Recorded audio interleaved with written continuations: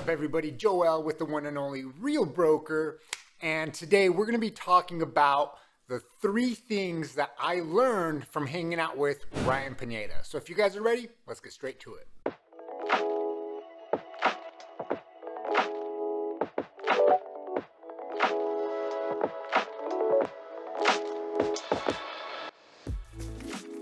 So during my time with Ryan, it was super cool. It was very personal. It wasn't a big group. It was me, Ryan, one of his best friends from high school, also now business partner or associate, and one other gentleman who was also there to hang out with Ryan. So really it was a total of 4 of us. It was really intimate. We got together in the morning. We had some breakfast. We kind of got to learn about each other just a little bit. We went on the golf course for 18 holes. Pretty much the entire day. We had lunch, we hung out, we talked business. We spoke about a handful of different things. A lot of things that really applied to my business specifically. Now, I've boiled it down to really 3 things that I think you guys will find really valuable depending where you're at in your business. And reflecting on my time with Ryan, it's funny, a lot of the things that we talked about, I already knew. It just took a different perspective for me to really understand, or for it to really click in my mind. So starting off with the very first main point that really stuck with me is that people will decide to work with you regardless of what stage you are in your career, right? There's always going to be someone that's looking up to you, regardless if you're on your 100th deal or if you're on your first deal. To put it into perspective, if you're still working on your very first deal, let's say you got your very first listing, right?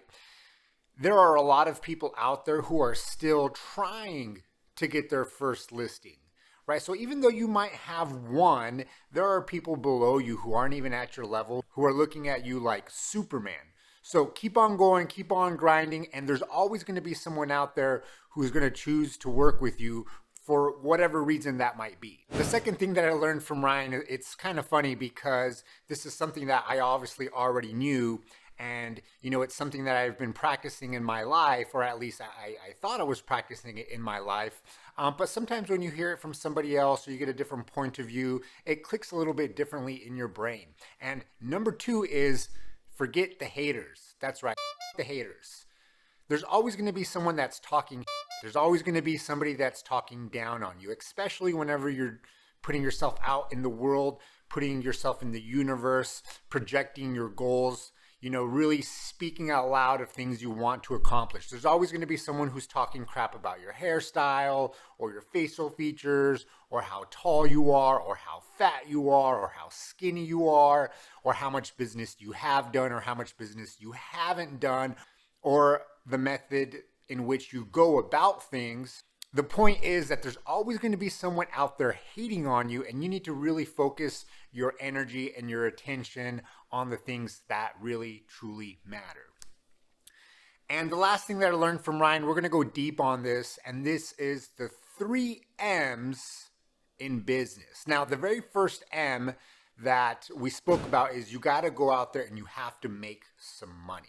You have to get some sort of skill, and for us in the real estate industry, it's the selling of the service in which we provide, and you have to really perfect it, right? Enough so that way you're getting a constant stream of business, right? You're getting money that's coming in. You know, you probably have some set aside in the business bank account to reinvest in the business to make the business grow, which goes with the second M we'll get to here in just a second. Now, once you're making some business, you got a skill, you're getting somewhat good at it, you know, you're making $200,000, $250,000 a year. Now, at this point, you're able to proceed on to the second M, which is you got to learn how to manage people. At this point, you need to bring on other people into the organization to learn how to leverage so that way you can focus on what's really important on going out there and, you know, whether that be generating leads or making sales or whatever the next business goal is, right?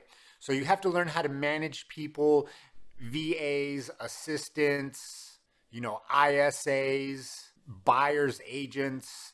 So once you're making money, you're learning how to manage people for leverage, which allows you to move on to step number 3, the third M. So far we have make money, manage, and the last one is multiply. Take your systems and processes and multiply it across different markets. So overall, I had a great time, and really being able to spend that one-on-one time with Ryan was so valuable. So if you guys find value in this video, click the like button, click the subscribe, hit that thumbs up button. And if you guys want to know what it's like to work with me as a partner or on the same team at Real Broker, all you got to do is book a call down below, send me a text, an email, whatever's best for you, and we'll make sure that we have a conversation around that.